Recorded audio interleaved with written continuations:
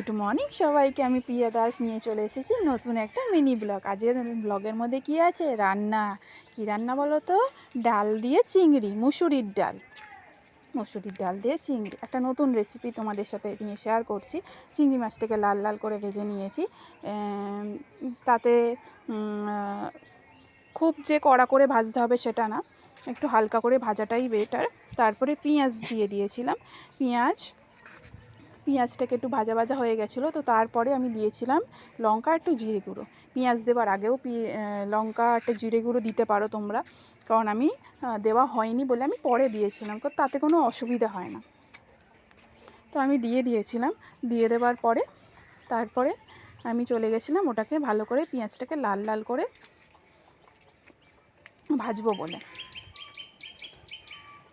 পেঁয়াজটাকে যখন লাল লাল করে ভাজা হয়ে গেছে, তখন দেখো জিরেটাকে আর লঙ্কাটাকে ভাজা হয়ে গিয়ে পেঁয়াজটা লাল লাল করে ভাজা হয়ে গেছে।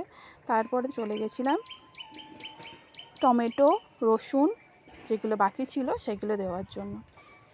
আমি টমেটো রসুনটা এই জন্য দিয়েছি যাতে রসুনটা একটু কাঁচা কাঁচা থাকে। তোমরা আর পেঁয়াজের সাথে ভেজে দিতে পারো, কারণ অনেকে তো রসুনের গন্ধটা সহ্য করতে পারে না, তো পেঁয়াজের সাথে তোমরা ভেজে নিতে পারো। তারপরে দিয়ে দিয়েছিলাম কড়াইশুঁটিটা আমি ভিজিয়ে রেখেছিলাম একটাই কারণ, যে আমি সারা বছর কড়াইশুঁটিটাকে ফ্রিজে স্টোর করে রেখে দিই। আমি সারা বছর কড়াইশুঁটিটাকে ইউজ করি একটু একটু করে। তোমরা যদি জানতে চাও যে কড়াইশুঁটি কীভাবে সারা বছর স্টোর করে রাখতে পারবো ফ্রিজে, সেটা আমাকে কমেন্ট বক্সে জানিয়ে আমি জানিয়ে দেবো। তারপরে দিয়ে দিয়েছিলাম হলুদ আর লঙ্কার গুঁড়ো, সেটা তোমাদের পরিমাণ অনুযায়ী দেবে, তোমরা কীরকম ঝাল খাবে, ঠিক আছে। তারপরে ভালো করে কষিয়ে নিয়েছিলাম।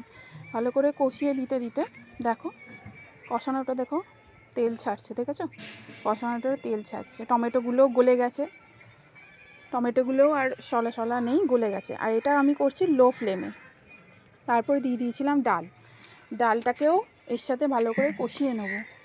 এটার মধ্যে হ্যাবক কিছু মশলা দিইনি, যে বাচ্চাদের জন্য খুব প্রোটিন জিনিসটা, বা এটা রুটির সাথেও খেতে পারবে, এটা ভাতের সাথেও খেতে পারবে, সেটা যার যার রুচি অনুযায়ী। তারপরে ভালো করে ডালটাকে কষিয়ে নিয়েছিলাম। ডালটাকে কষিয়ে নিয়ে দেখো তারপরে চিংড়ি মাছ দিয়ে দিয়েছিলাম। যেই ভাজা মাছটা হালকা করে ভেজে রেখেছিলাম চিংড়ি মাছটা, সেটা দিয়ে দিয়েছি। তারপরে এক বাটি জল আমি ঢেলে দিয়েছিলাম কষানোর পরে। এক বাটি জল ঢেলে দেওয়ার পরে আমি আর এক বাটিও জল দিয়েছিলাম। ডালটা যতটা ফুটবে সেই অনুযায়ী, বেশি জল দিলে কিন্তু ডালটা গলে যাবে, আর গলে গেলে ভালো লাগবে না। আমি লাস্টে নুন দিয়ে তারপরে ঢাকনা চাপা দিয়ে আমি এটাকে কিছুটা ফুটতে দিয়েছিলাম। ডালটা কিন্তু পুরোটা হবে না, ঠিক আছে।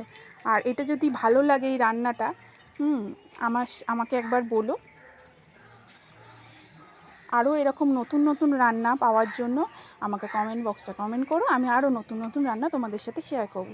এই ডালটা খুব যে ঘন হবে বা গলে যাবে সেটা না, একটু থকথকে থাকবে। এই ডালটা আমি ঢেলে নিলাম যাতে জলটা আমার পরে এটা টেনে নেবে, এটা কোনো অসুবিধা হবে না, তার জন্য একটু জল জল রেখেছি। তারপরে দিয়ে দিয়েছিলাম লাস্টে সর্ষের তেল। রান্নাটা ভালো লাগলে আমাকে একটা লাইক কমেন্ট করে দিও। টাটা।